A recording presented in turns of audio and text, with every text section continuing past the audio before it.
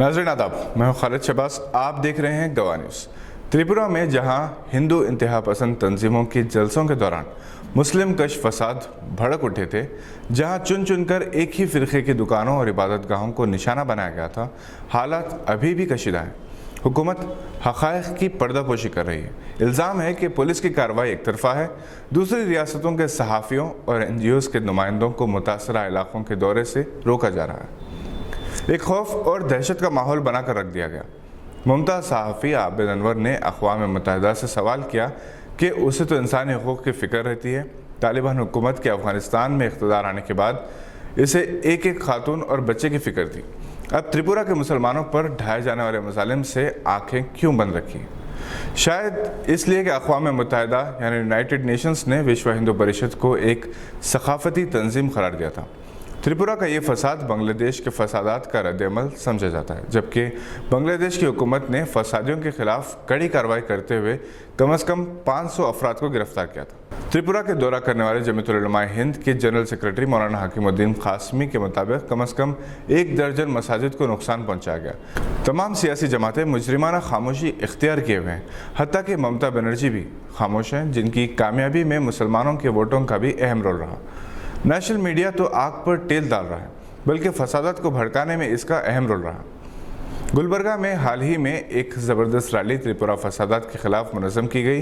इस मौके पर SDPI की क़ायद सादिया ने मरकज़ी हुकूमत और वज़ीर आज़म पर कड़ी तनक़ीद की और कहा कि सबसे बड़ी शर्म की बात यह है कि नरेंद्र मोदी इस वक्त मुल्क में मौजूद नहीं है। वो किसी बहुत बड़ी पार्टी में फंक्शन में खाना खा रहे हैं और कहीं बैठ के हंसी मजाक और ठिठल्ली में मसरूफ है। वो इस वक्त वेटिकन सिटी पॉप से मिलने गए हुए हैं और उसके बाद वो क्लाइमेटिक चेंज की समिट में हिस्सा ले रहे हैं। उनको शर्म आनी चाहिए। पहले मुल्क के हालात संभाल लो मोदी जी, फिर क्लाइमेट चेंज की बातें करना। तुम्हारे हाथ में नहीं है बारिश बंद करना और धूप बंद कर देना।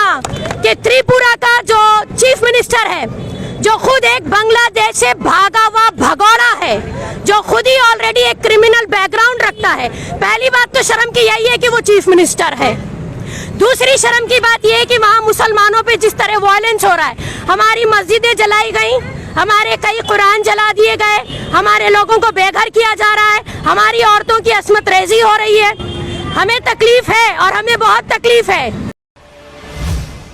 शाहीन ग्रुप बिदर ने एक बार फिर नीट में बेहतर मुजाहरा किया। इसके कई तलबा MBBS में फ्री सीट हासिल कर सकेंगे। इन तलबा में कर्नाटक की रेखा अडोर ने इस साल नीट में 720 में से 551 नंबर हासिल किए। 20 साला अडोर, जिसने इम्तिहान से सिर्फ 1 माह कबल अपने वालिदैन को खो दिया था, इसने 22,883 का ऑल इंडिया रैंक दर्ज किया और इसने अपने PUC साल दोम इम्तिहानात में 94.75% नंबर हासिल किए। कर्नाटक के कोप्पल ज़िले से ताल्लुक़ रखने वाली रेखा अडोर एक माहिर अमराज क़ल्ब बनने की ख्वाहिश रखती है। जब नीट के इम्तिहानात लिखने में सिर्फ 1 महीना था, वो अपने वालिद को दिल के दौरे पड़ने से खो दी। अभी चंद महीने पहले अडोर ने अपनी माँ को भी खो दिया। रेखा ने कहा कि जब भी वो टूट जाती थी, अपने वालिदैन को याद करती थी और सोचती थी कि वो अब ऐसा नहीं कर सकती। इन्होंने कहा कि मेरे प्रिंसिपल के समेत अमले के तकरीबन 20 से 15 अरकान मेरे मुश्किल वक्त में मुझे तसल्ली देते और हौसला अफजाई करते थे। वो अपनी ज़िंदगी के मकसद के बारे में बताती हैं कि वो ज़िंदगी में गरीब लोगों की खिदमत करना चाहती हैं। आज के बुलेटिन में बस इतना ही। उम्मीद है कि आपने हमारे चैनल को सब्सक्राइब कर लिया होगा। बहुत आसान है, उंगली की एक जुम्बिश से हमारी वीडियोज़ आप तक जल्द से जल्द पहुँच सकती है। हम फिर हाजिर होंगे ऐसी मालूमाती खबरों को लेकर। देखते रहिए गवाह।